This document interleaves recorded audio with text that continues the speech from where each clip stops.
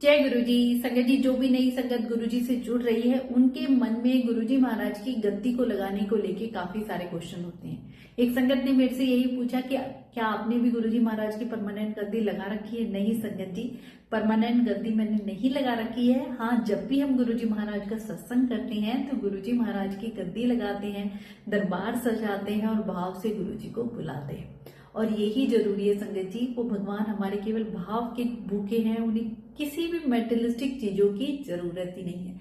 और रही गद्दी से रिलेटेड बात, कई संगत का कहना था कि क्या हम परमानेंट गद्दी लगा सकते हैं, क्या उसके कुछ नियम हैं, आप हमें बताइए हमें क्या करना चाहिए। संगत जी, सबसे पहले आप ये बात समझें कि जब हम गुरुजी महाराज का सत्संग अपने घर में करते हैं तो जब हमें गुरुजी की गद्दी लगानी होती है उसके लिए हमें कोई नया सोफा, नया चेयर की जरूरत नहीं होती। आपके घर में जो भी है, जो आप यूज करते हैं, उस दिन उसको अच्छे से साफ करें, नया साफ कपड़ा उस पर बिछाएं। हो सके तो गुरुजी का चोला मार्केट में इतने अवेलेबल हैं वो आप ले लें, नहीं तो कोई भी कोरा नया साफ कपड़ा आप उस पर बिछा सकते हैं और भाव से गुरुजी को बुला सकते हैं। कोई इसमें नहीं है कि बहुत महंगे महंगे चोले लेने हैं या गुरुजी की गद्दी हमें खरीद के लानी है। रही बात संगत जी परमानेंट गद्दी लगाने के कुछ नियम हैं, उनका पालन करना इतना आसान नहीं है। क्योंकि जब हम अपने घर में भगवान को विराजित कर लेते हैं, गुरुजी इस गद्दी पे साक्षात आके विराजमान हो जाते हैं, तो एक फैमिली मेंबर की तरह हमें उनका ध्यान रखना पड़ता है संगत जी। उनकी हर सेवा, जैसे सुबह ब्रेकफास्ट की सेवा, लंच की सेवा, चाय प्रसाद की सेवा, जैसे एक फैमिली मेंबर को अलग से एक रूम दिया जाता है, ऐसे एक प्रॉपर एक स्थान गुरुजी का जहाँ परमानेंट गद्दी लगाना चाहते हैं। और परमानेंट गद्दी के लिए आपको एक नया सोफा यानी चेयर लानी होगी। और आप जैसे कि गुरुजी महाराज की सेवा, उसके चोले भी चेंज करने होंगे। और आप कहीं भी घर बंद करके भी नहीं जा सकते, जैसे आप सोचे कि 2-4 दिन में चले जाऊं, नहीं संगत जी, क्योंकि गुरुजी उस घर में विराजमान है और गद्दी पे आ गए हैं हमारे घर में एक फैमिली मेंबर की तरह। फिर आप अकेला नहीं छोड़ सकते हैं। तो कहते हैं ना, कुछ ऐसी चीजें जो हम निभा ना पाए, कर ना पाए, नियमों में बन जाए और फिर एक बर्डन की तरह लें, तो ऐसा जरूरी नहीं है कि आप गुरुजी की परमानेंट गद्दी ही लगाएं। आप गुरुजी का जब सत्संग करते हैं, जब गुरुजी की गद्दी लगा सकते हैं। और जितनी देर हम सत्संग करते हैं, जैसे 2 घंटे का सत्संग है, उसके बाद हम लंगर प्रसाद करते हैं, आप जोत में उतना ही घी डालिए। और चाहे वो जोत और जितनी देर तक जलती है, उसके बाद हम दरबार बढ़ा सकते हैं संगत जी। दरबार बढ़ाने का मतलब है फिर हम दरबार को हटा सकते हैं। तो किसी भी प्रकार के हैवी डेकोरेशन की या इन चीजों की जरूरत नहीं है। गद्दी को लेके मुझे लगता है आपका ये क्वेश्चन, मतलब आपके मन में जो शंका थी वो क्लियर होगी कि परमानेंट गद्दी के कुछ नियम हैं जिनका हमें पालन करना पड़ता है। अदरवाइज आप जब भी सत्संग में करें तो नॉर्मल गुरुजी महाराज की गद्दी लगा सकते हैं, उसका कोई नियम नहीं है। क्योंकि हमने भाव से गुरुजी को बुलाया, जब हम सत्संग में बुलाते हैं तो हम पहले ही गुरुजी को जल प्रसाद देते हैं, चाय प्रसाद देते हैं, उसके बाद लंगर प्रसाद, कड़ा प्रसाद और गुरुजी की जो सेवा है हम उन्हीं घंटों में कर लेते हैं। उसके बाद जब तक हमारी गुरुजी के दरबार में जोत जलती है तब तक हमारी गद्दी गुरुजी की लगी रहती है, गुरुजी वहां उस वक्त तक विराजमान रहते हैं। और जब हम गद्दी बढ़ा देते हैं तो गुरुजी वहां गद्दी पे नहीं होते हैं संगत जी। फिर हम अब पूरा दरबार समेट लेते हैं, हटा देते हैं। बढ़ाने का मतलब यही है। कई संगत पूछती ना गद्दी बढ़ाने का क्या मतलब है, तो गद्दी बढ़ाने का यही मतलब है। हाँ, आप जैसे आपने शाम को सत्संग किया तो आप अगले दिन भी गद्दी बढ़ा सकते हैं। आप पूरी रात गुरुजी का दरबार लगे रहने दें, वहीं पे आप गुरुजी के सामने ही अपना एक आसन सोने का लगाएं, उनके साथ बैठें, उनके साथ बातें करें, जितना भी आपका मन करे। हाँ, चाहें तो आप 3-4 घंटे में भी, जैसी भी आपकी श्रद्धा हो, जैसी भी आपकी भक्ति हो, जो भी भाव हो, आप उसके अकॉर्डिंग गुरुजी का दरबार लगा सकते हैं और टाइम से बढ़ा भी सकते हैं। उसके लिए कोई ऐसा नियम, कोई वहम हमें मन में नहीं रखना है। हाँ, अगले दिन अगर हम गुरुजी महाराज का दरबार बढ़ाते हैं तो उससे पहले जो भी हम गुरुजी महाराज को, जो हम खुद चाय नाश्ता करते हैं, वो गुरुजी को कराइए। उसके बाद आप गुरुजी का दरबार बढ़ा लें।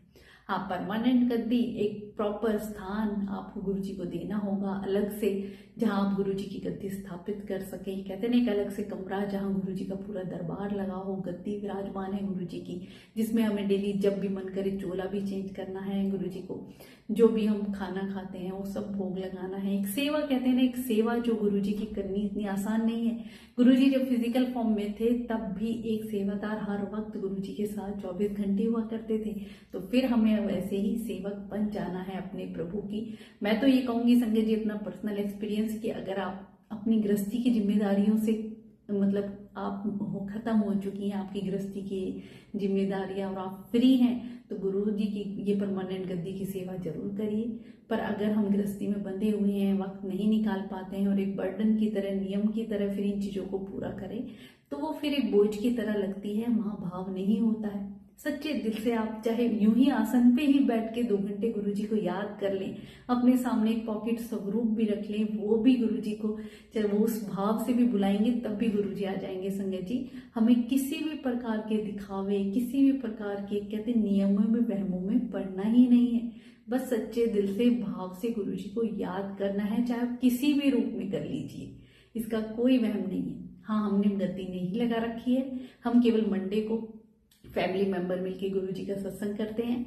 उस दिन हम गुरुजी महाराज का दरबार, जो भी हमारे घर में चीजें अवेलेबल हैं, भाव से उसी से हम लगाते हैं। संगत जी, कोई अलग से कोई हैवी डेकोरेशन या कुछ भी करने की जरूरत नहीं, मन में कोई वहम नहीं है, क्योंकि इसका एक सत्संग मैं पहले भी शेयर कर चुकी हूँ कि एक दिन, कहते हैं ना, दरबार में सजाने के लिए एक भी फूल भी नहीं था, और जैसे हम इतनी सोशल मीडिया पे हैवी डेकोरेशन देखते हैं, मन में बड़े भाव आ रहे थे, और उस दिन गुरुजी ने अपनी प्रेजेंस हमारे दरबार में फील कराई। संगत जी, उस दिन गणेश चतुर्थी थी, पहले ही ज्योत में गणेश जी का साक्षात रूप हमें दिखाई दिया, और उसके बाद संगत जी पूरा दरबार हफ्ते भर तक गुरुजी की रोज की फ्रेग्रेंस से महकता रहा, और ना आसपास कोई अगरबत्ती, ना फूल, ना कुछ। मतलब घर में मेरी मेड आती, वो भी देख के कहती कि भाभी आपका दरबार कैसे महकता है। मैंने कहा मेरे गुरुजी यहाँ विद्यमान है, उन्होंने मुझे यही सिखाया कि मैं बस भाव का भूखा हूँ, किसी भी चीज की जरूरत नहीं है, कोई दिखावे की नहीं, ना कोई हैवी डेकोरेशन, सिंपल लंगर प्रसाद, बिल्कुल एक सच्ची भाव की सेवा। संगत जी,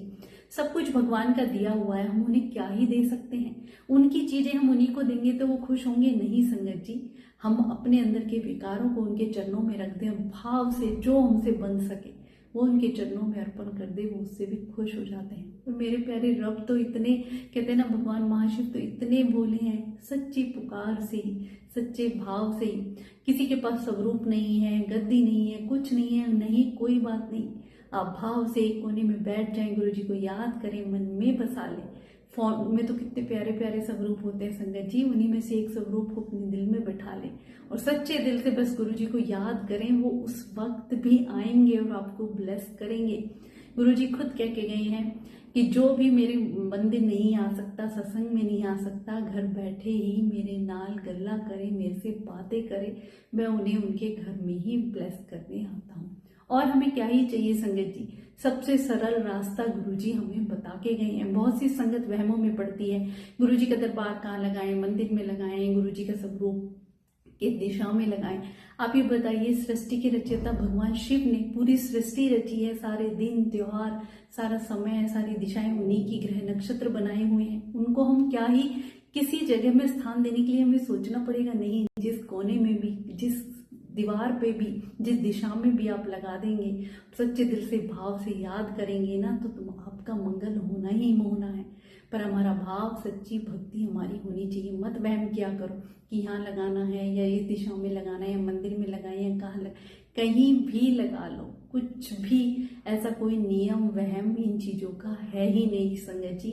ना ही हमें किसी मेटेरियलिस्टिक चीजों में पड़ना है, ना ही वहमों में, ना भ्रमों में। इन्हीं चीजों से गुरुजी हमें निकालने आए।